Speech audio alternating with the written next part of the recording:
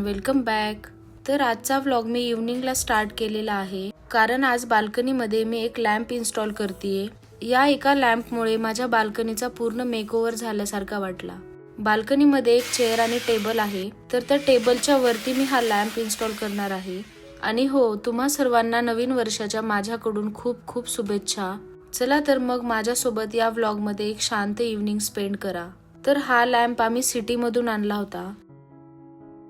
छोटासा क्यूट हा लॅम्प आहे, म्हणून मी विचार केलेला याला बाल्कनीमध्ये इन्स्टॉल करूया, सुंदर दिसेल. आणि खरंच या एका लॅम्पमुळे माझ्या बाल्कनीचा पूर्ण लुकच चेंज झाला. आम्हाला बाल्कनीमध्ये टाइम स्पेंड करायला खूप आवडतो. झाडांमुळे मूड फ्रेश होतो. झाडांना पाणी देणं, त्यांची काळजी घेणं, त्यांच्यासोबत टाइम स्पेंड करणं, मला असं वाटतं की हे एक नॅचरल थेरपीच आहे. तर तुम्हाला माझ्या बाल्कनीचा हा मेकओव्हर किंवा छोटासा चेंज कसा वाटला मला नक्की कॉमेंटमध्ये सांगा.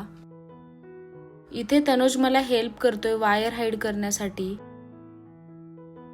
माझ्याकडे हे एक आर्टिफिशियल प्लांट होतं, म्हणजे याला आपण वेली म्हणू शकतो. तर त्याच्या हेल्पने आम्ही हे जे वायर आहे ते हाईड केलेलं आहे आणि खरंच खूप सुंदर दिसत होता हा लॅम्प.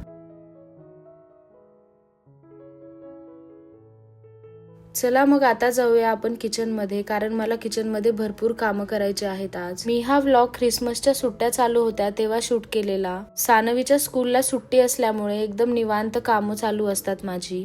तर उद्यापासून तिची स्कूल रिओपन होणार आहे, त्यामुळे मला थोडंसं प्रेप करून घ्यायचं आहे. सो मी तुमच्यासोबत पण काही टिप्स शेअर करणार आहे किचनच्या रिलेटेड. तर त्यासाठी व्लॉग न स्किप करता लास्ट पर्यंत बघा. आणि हो, जर तुम्ही चॅनलवर नवीन असाल आणि अजूनही सबस्क्राईब केलेलं नसेल तर प्लीज लाईक, शेअर आणि सबस्क्राईब करा.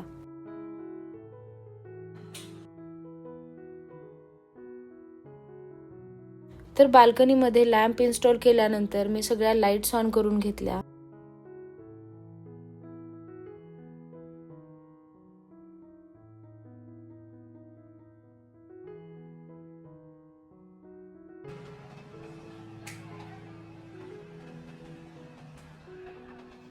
मी नेहमी बाल्कनीमध्ये धूप लावते, कारण धूप लावल्यानंतर घरामध्ये खूप धूर होतो.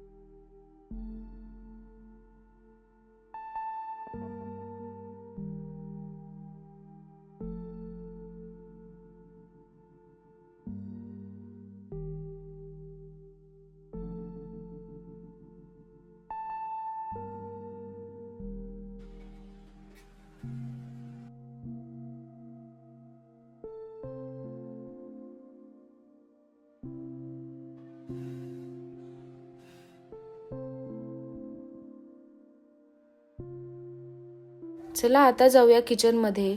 तर आजचा आमचा मेन्यू खूप सिंपल आहे. माझ्याकडे ज्या कुक येतात त्यांना मी आज फोडणीचा भात बनवायला सांगितलेला, कारण आज दुपारी जेवण थोडे हेवी झालेलं आणि दुपारी भात थोडा एक्स्ट्राच बनवलेला मी, कारण मला आज फोडणीचा भात बनवायचा होता.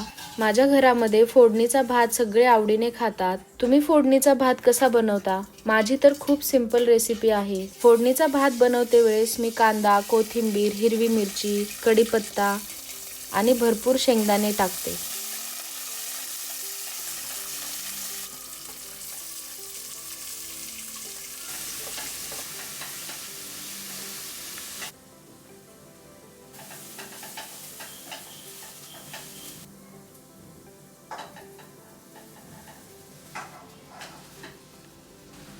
भात रेडी झाल्यानंतर मी याला कव्हर करून साईडला ठेवून दिलं, कारण मला आज आलं लसूणची पेस्ट बनवायची आहे, तर त्यासाठी मी थोडंसं प्रेप करून घेतलेलं. तर मी इथे लसूण सोलून ठेवलेला होता. आता मी हे आलं छान वॉश करून घेते पहिले, कारण आलं जेव्हा मार्केटमधून आणतो तेव्हा याच्यावरती भरपूर माती असते. तर आलं मी सर्वात पहिले एका ब्रशच्या हेल्पने छान वॉश करून घेते.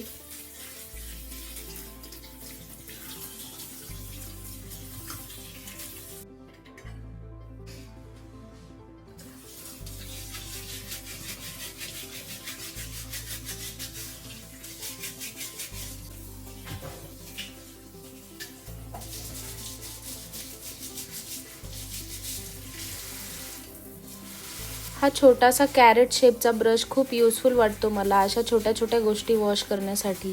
या ब्रशच्या हेल्पने भाज्या खूप छान वॉश होतात. जर तुम्हाला हवा असेल तर तुम्ही Amazonला सर्च करू शकता आणि खूप स्वस्त मिळतो हा ब्रश. म्हणजे 169 मध्ये हे 3 ब्रश आलेले मला. मी नेहमी अशी आलं लसूणची पेस्ट बनवून ठेवते म्हणजे कुकिंग करते वेळेस खूप इझी जातं. सकाळी टिफिनच्या घाईमध्ये या गोष्टींना वेळ नाही मिळत. आलं लसूणची पेस्ट रेडी असली ना की पटकन जेवण बनवून होतं. ही पेस्ट 3 ते 4 महिने फ्रीजर मध्ये आपण स्टोअर करून ठेवू शकतो. ही जास्त मोठ्या क्वांटिटी मध्ये नाही बनवत, म्हणजे एक 15 दिवस पुरेल एवढी बनवून ठेवते.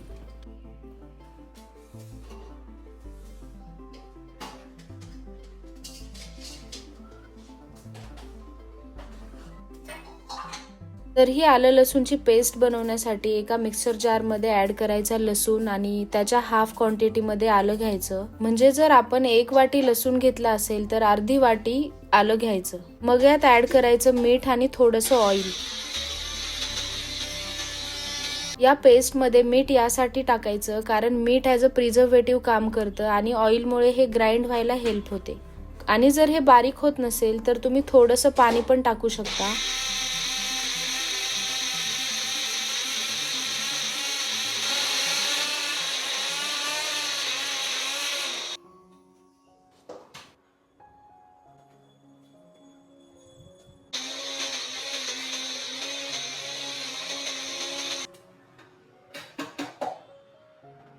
ही आलं लसूणची पेस्ट आहे ना, याला एका छान एअरटाईट कंटेनरमध्ये स्टोअर करून ठेवायचं. याला काहीही होत नाही. याला जर आपण छान स्टोअर करून ठेवलं तर याचा कलरही चेंज होत नाही. मी अशा छोट्या छोट्या गोष्टी ऍडव्हान्स मध्ये करून ठेवते. अजून एक तुमच्यासोबत मी टिप शेअर करणार आहे. खूप सिंपल आहे पण तेवढीच युजफुलही आहे. मी नेहमी वेलची पावडर फ्रीज मध्ये बनवून रेडी ठेवते. म्हणजे याची हेल्प होते जेव्हा मला काही स्वीट बनवायचं असेल तेव्हा. जेव्हा गेस्ट येतात तेव्हा आपण स्वीट तर बनवतोच. आपली महाराष्ट्रीयन पुरणपोळी तर वेलची पावडर शिवाय कम्प्लीट होतच नाही. तर मी काय करते, नेहमी थोडीशी वेलची पावडर मिक्सर जारला ग्राइंड करून त्याचं पावडर करून फ्रीजमध्ये स्टोअर करून ठेवते.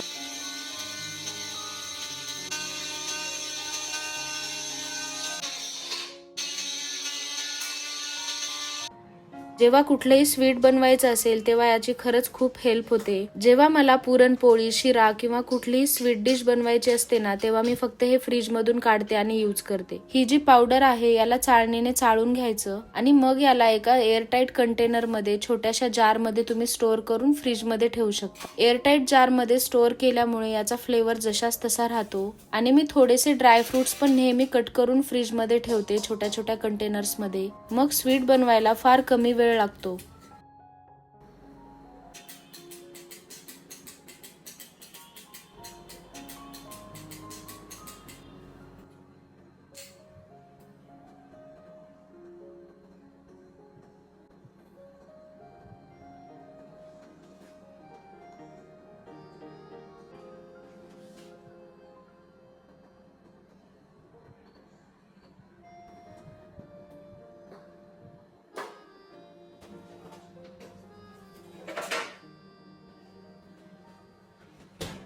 आणि जे चाळणीमध्ये चाळून घेतलेलं मोठं मोठं पावडर आहे तर हे आपण चहामध्ये टाकू शकतो. हे पावडर पण मी एका एअरटाईट जारमध्ये ठेवते म्हणजे त्याचा छान फ्लेवर स्टोअर होतो.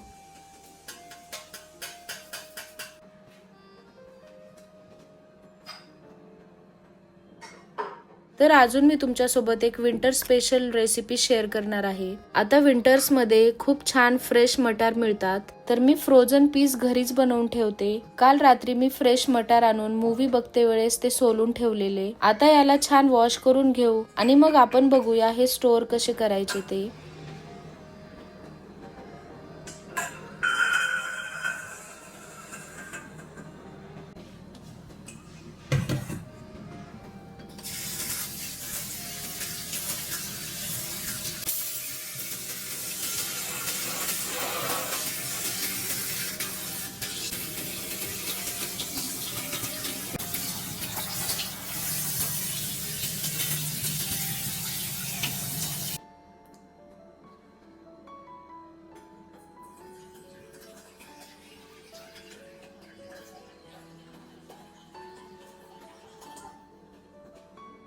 तर हे जे ग्रीन पीस आहे त्याला आपण बॉईल करून घेणार आहोत.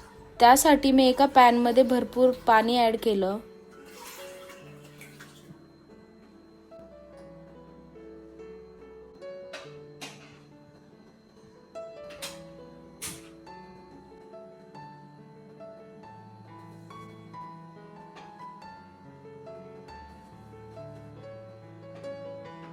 तर यात आता मी इथे मीठ आणि साखर टाकून घेतेय. साखर टाकल्यामुळे याचा कलर छान ग्रीन राहतो आणि मिठामुळे हे स्टोअर करायला हेल्प होते. तर याला आता आपल्याला 70 ते 80% कुक करून घ्यायचं आहे.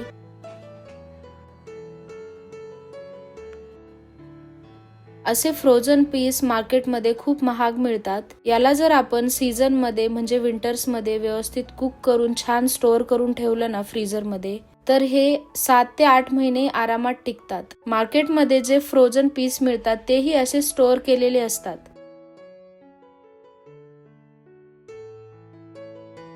तर याला आता आपण कव्हर करून छान कुक करून घेऊ. म्हणजे याला 70 to 80% कुक करून घ्यायचं.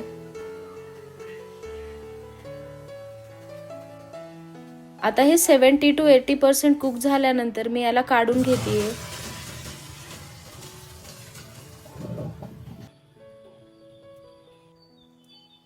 आता याला थंड होऊ द्यायचं. म्हणजे रूम टेम्परेचरला आले की एका एअरटाईट कंटेनर मध्ये किंवा प्लास्टिकच्या झिपलॉक बॅग येतात ना, त्यात आपण याला स्टोअर करू शकतो.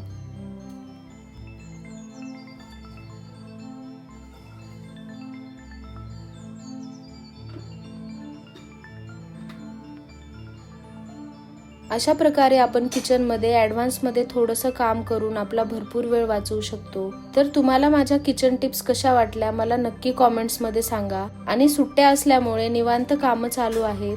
ही सगळी कामं झाल्यानंतर एक छान मूवी बघितला. आणि आजच्या व्लॉग मध्ये एवढंच. जर तुम्हाला व्लॉग आवडला असेल तर प्लीज लाईक, शेअर आणि सबस्क्राईब करायला विसरू नका. भेटूयात एका नवीन व्हिडिओ मध्ये. तोपर्यंत बाय.